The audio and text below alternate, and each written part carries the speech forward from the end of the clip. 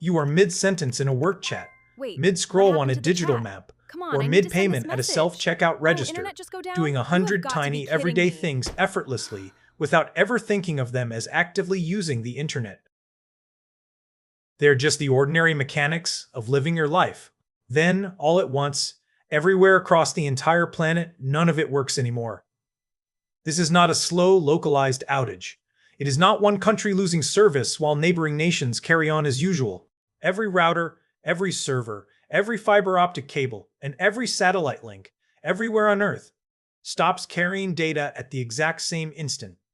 The massive physical cables still exist beneath the deep ocean floor. The satellites still remain in stable orbit, high above us, but nothing moves through any of it anymore.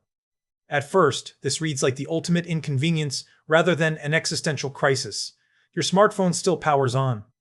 The electric lights in your house still illuminate the room. Your car engine starts without issue.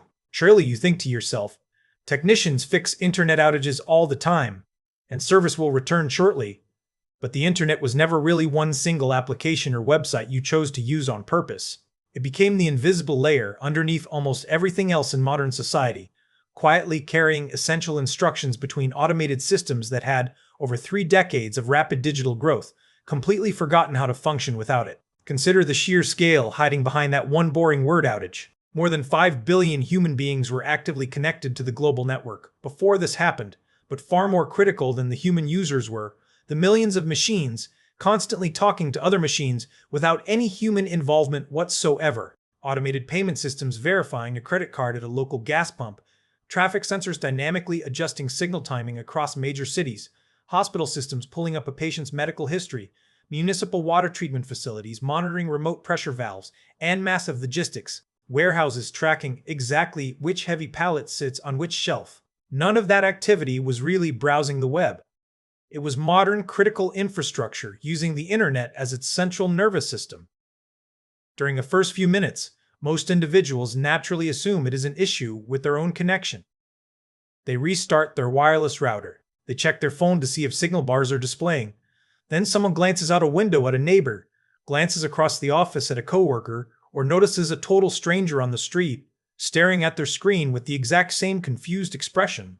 In that heavy moment, the true scale of the situation begins to sink in with an unfamiliar kind of quiet dread. Banking is one of the very first societal pillars to visibly seize up. Card payments, which rely entirely on real-time verification through complex financial networks that just went completely dark, stop functioning almost everywhere within the first hour. Cash registers that still function physically have no way to confirm a card is valid, and no way to process a transaction of any kind beyond literal paper currency changing hands. Lines form quickly at any retail store still willing to accept physical cash, and cash itself, oddly enough, becomes the single most valuable item in most people's wallets within a single afternoon. Automated teller machines, dependent on those exact same financial networks, stop dispensing money almost immediately, since even the automated machine deciding whether you have available funds needs a network connection it no longer possesses. People who normally carry almost no physical cash suddenly discover just how little paper money they actually have on hand, and just how much of their financial life existed purely as numbers stored on a distant server they can no longer reach. Here's something worth actually thinking through for a second, honestly and carefully. If you had to survive the next week using only the physical cash currently sitting in your wallet or hidden somewhere in your home right now, how many days would that money actually cover for food, fuel, and basic supplies? Please take a moment right now to scroll down and leave your exact answer in the comments section below so we can see how people would fare. Sit with that number for a moment because it is probably significantly smaller and far more revealing than you would expect walking into this scenario.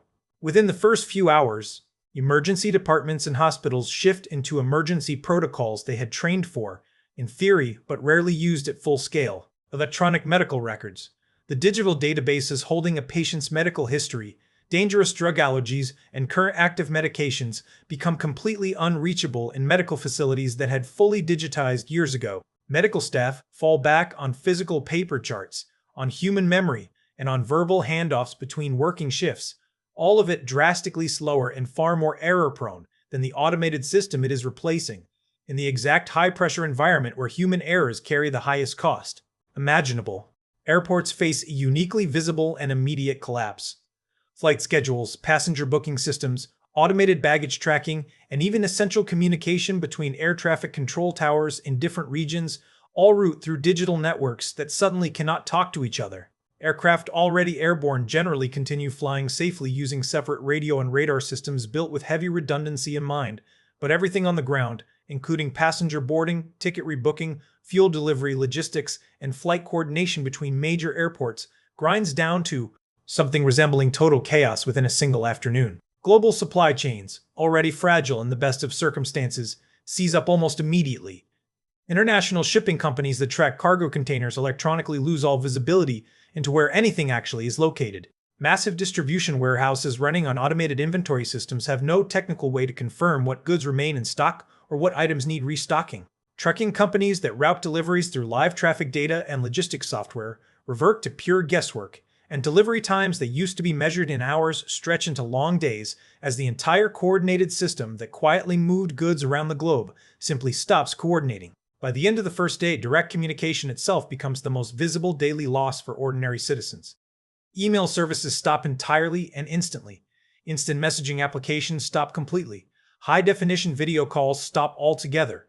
Traditional landline telephones, where they still physically exist, and where the underlying telephone network has not been fully absorbed into Internet Protocol infrastructure, become suddenly precious, serving as one of the only remaining ways to reach a person who is not standing in the exact same room with you. Take a moment to actually picture this challenge concretely in your mind.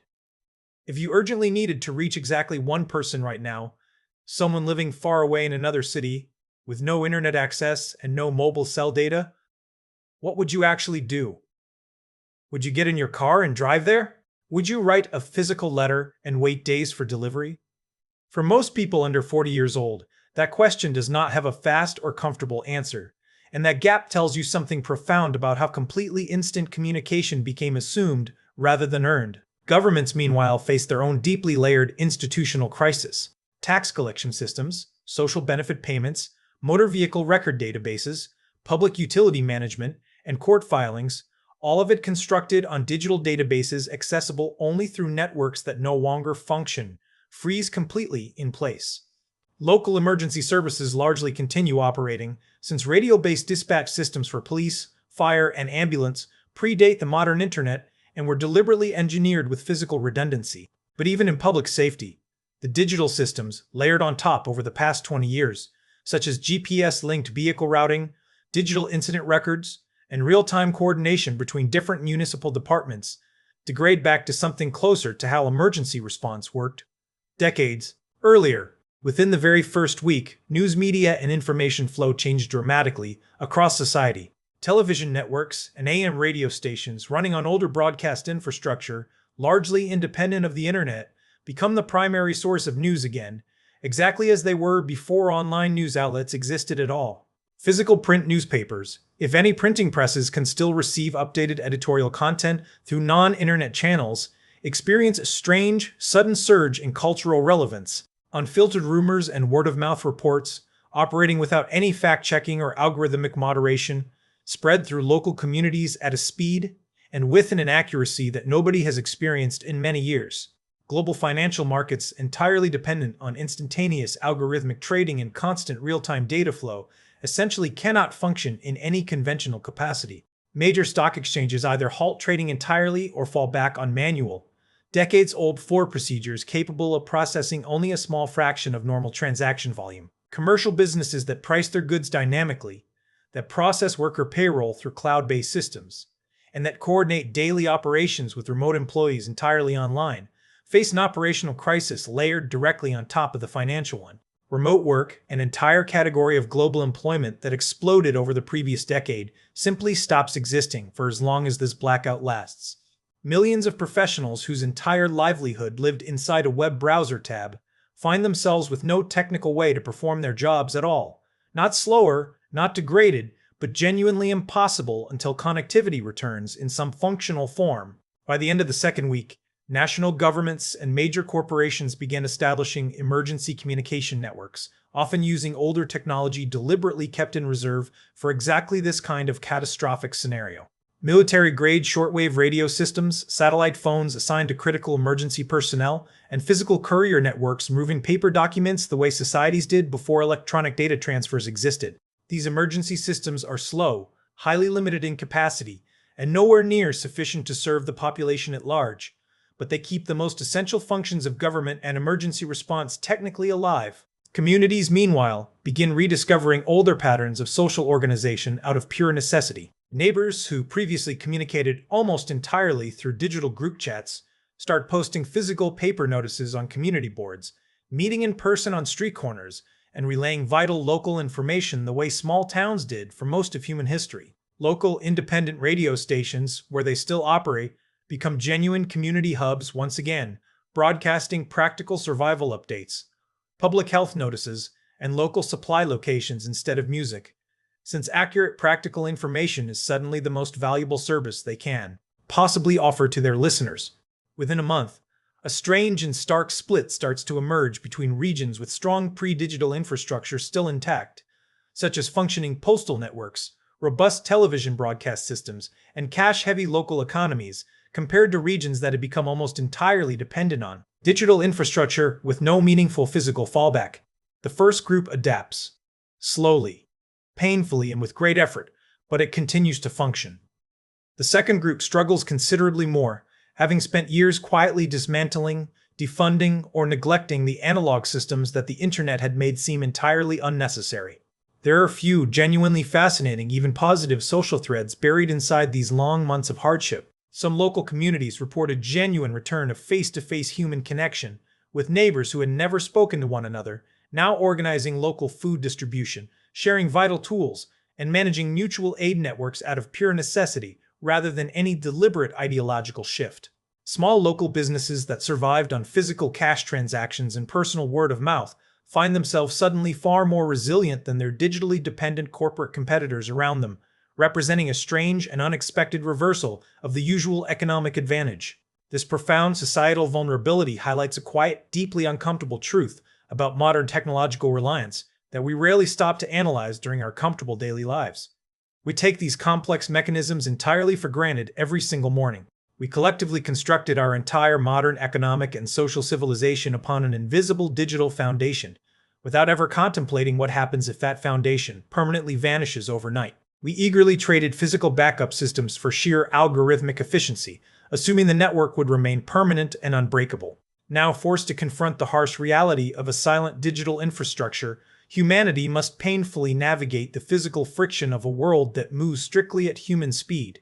It serves as a stark reminder of our hidden fragility in an increasingly complex world. But nobody standing inside an unreachable hospital ward, an unfunctioning airport terminal, or a bank queue that stretches 3 blocks around the corner would call any of those minor silver linings a fair trade. The genuine convenience, immense speed, and connective power that the internet provided to human civilization does not get easily replaced. It gets crudely and painfully approximated by legacy systems built for a much smaller, much slower world. Systems that were never expected to carry this immense weight ever again. Go back to that ordinary moment you were in before any of this scenario began. Mid-sentence in a work chat, mid-scroll on a digital map, or mid-scroll on a digital map or checkout counter. Doing 100 tiny everyday things without ever once thinking of them as remarkable or fragile. Every single one of those small, invisible conveniences depended entirely on a global network, so reliable, so constant, and so seamless that it completely stopped feeling like a human system at all. It just felt like the natural background of how the modern world worked. The internet was never really about simply browsing websites, scrolling through social feeds, or checking a digital inbox. It was the quiet, invisible nervous system running underneath nearly every single action you performed, so completely woven into the fabric of daily life that most of us never noticed it was there at all, until, for a short while, it was completely gone.